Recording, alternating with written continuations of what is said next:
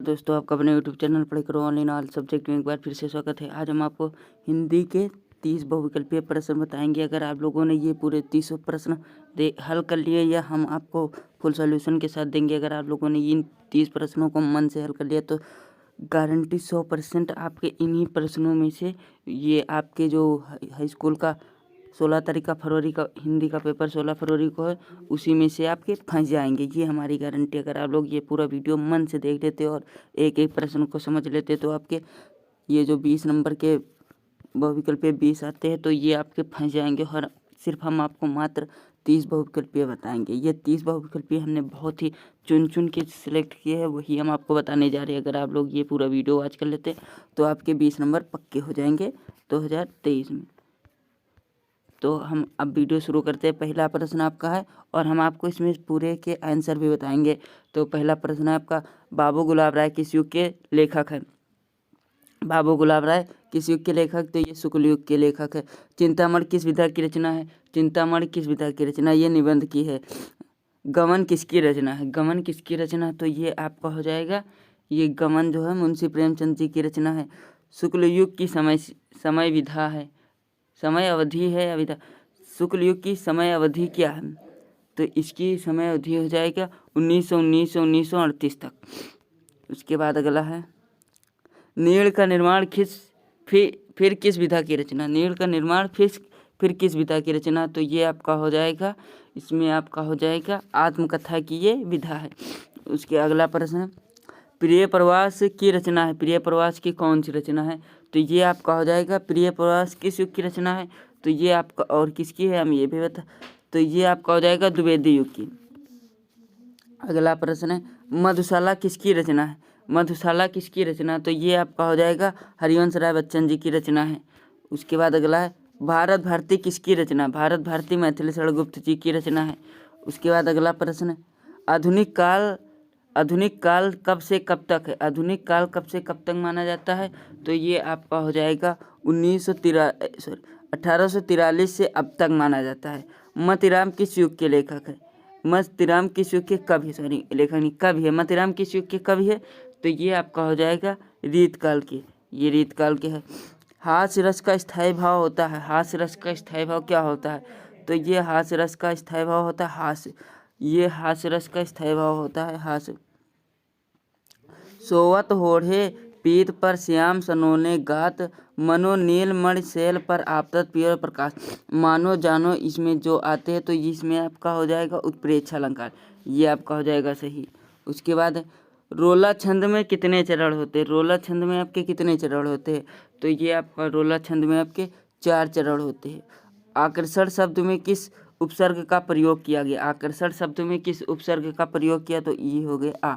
अगर आप लोग ये सोच रहे कि ये सर क्या बता रहे हैं, तो ये हम आपको सही बता रहे, क्योंकि आपके बोर्ड पेपर में ये सब प्रश्न आएंगे। क्योंकि अब आपका रोला जो उप अलंकार है, कड़ूर रस, हास्य रस, इसका आपको वो लिखने को नहीं आएगा, परिभाषा और उदाहरण नहीं लिखना होगा। तो आपके इसमें बहुविकल्पीय में ये सब आपको ऑप्शन दिए रहेंगे, तो आप लोगों को उसी में से सेलेक्ट करना होगा। अगर आप लोग नहीं देखेंगे तो फिर आप लोग बाद में पछताएंगे कि अगर हम देख लेते तो आज हमारे अच्छे नंबर होते। उसके बाद प्रत्येक के कितने भेद है? प्रत्येक के कितने भेद होते हैं? प्रत्येक के यहाँ पर 4 भेद होते हैं, सॉरी 5 भेद होते हैं। प्रत्येक के यहाँ पर 5 भेद होते हैं, प्रत्येक के यहाँ पर 5 भेद। पीताम्बर में कौन सा समाज? पीताम्बर में कौन सा समाज है? तो इसमें आपका हो जाएगा, पीताम्बर में बहुप्रिय समाज है, लेकिन ये हमने यहाँ से गलत सेलेक्ट कर लिया। ये आपका इसमें से आपका बहुप्रिय, इसमें द्वंद्व और द्विग समाज आपके सिलेबस में, तो ये आप लोग यहाँ से इसे छोड़ सकते हैं। और अगर आ भी जाए तो बहुप्रिय यहाँ से आप लोग लगा देना। ये आप 16 नंबर यहाँ से छोड़ सकते हैं, ये मिस्टेक से हमने यहाँ पे ले लिया है, सॉरी उसके लिए। उसके बाद अगला, आंसू का तत्सम रूप है। आंसू का तत्सम रूप क्या होता है? अश्रु तत्सम रूप होता है। उसके बाद है अगला, यण संधि का सूत्र है। यण संधि का क्या सूत्र होता है? यण संधि का आपका यहाँ से सूत्र हो जाएगा, यहाँ से ये आप लोग हमें कमेंट करके बताएंगे यण संधि का सूत्र, ये हमें नहीं पता है। उसके बाद 19 नंबर, फलस शब्द का वचन एवं विभक्ति। फलस शब्द का वचन एवं विभक्ति क्या होगी? फलस शब्द का षष्ठी विभक्ति एकवचन, यही आपका पहला ऑप्शन सही हो जाएगा। अपठस धातु का वचन एवं पुरुष है, अपठस धातु का पुरुष एवं वचन है, तो ये आपका हो जाएगा प्रथम पुरुष एक वचन। तो हमने आपको ये 20 बहुविकल्पीय प्रश्न बताए और अभी आपको यहाँ से आप लोग देख सकते हैं ये आपके 20 बहुविकल्पीय प्रश्न हो चुके हैं और हम अभी आपको 20 और बताते हैं।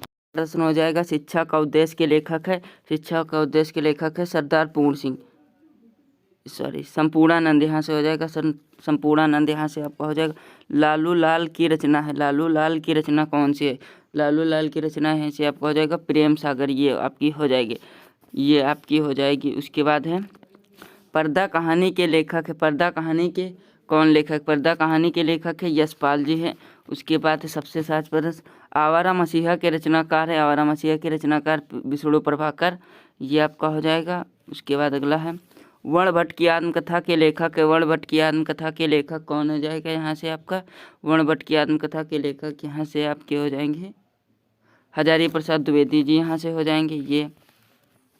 उसके बाद कामायनी किस युग की रचना है, कामायनी किस युग की रचना, तो यहाँ से आपका हो जाएगा कामायनी किस युग की रचना, तो ये आपकी द्विवेदी युग की रचना, कामायनी द्विवेदी युग की रचना है। उसके बाद है अगला है निम्नलिखित कवियों में से कौन प्रयोगवादी युग का है, प्रयोगवादी युग का है, निम्नलिखित कवियों में से कौन प्रयोगवादी युग का है, तो ये आपका हो जाएगा ये अग्रदास जी हैं। यहाँ पे तार सप्तक का प्रकाशन वर्ष है, तार सप्तक का प्रकाशन वर्ष यहाँ से आपका हो जाएगा, तार सप्तक का प्रकाशन वर्ष हो जाएगा 1943 ईस्वी, यहाँ से ये हो जाएगा तार सप्तक का प्रकाशन वर्ष। उसके बाद अगला है यहाँ से द्विवेदी युग की रचना नहीं है, द्विवेदी युग की रचना कौन सी नहीं है, तो इसमें से आपका हो जाएगा देखिए प्रिय प्रवास भी है, साकेत भी है, भारत भारती भी है, प्रिय ये जो है ये मैथिली शरणगुप्त की है, ये भी मैं ये जयशंकर प्रसाद की है और ये है अयोध्या सिंह उपाध्याय, तो ये कामायनी विजय शंकर प्रसाद की, तो यही जो इस पर प्रश्न क्या पूछ रहा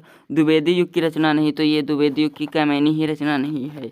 उसके बाद अगला है ये 29 नंबर हो गया। अब आखिरी आपका 30 नंबर का प्रश्न है ये निम्नलिखित में से कौन सी कृति महाकाव्य नहीं है, कौन सी कृति महाकाव्य नहीं, रामचरितमानस भी है, साकेत भी, पद्मावत भी है, ये जो आपकी मामा है ये महाकाव्य कृति नहीं है, तो ये आपके हो जाएंगे, ये भी आपका आखिरी का ये लास्ट हो जाएगा।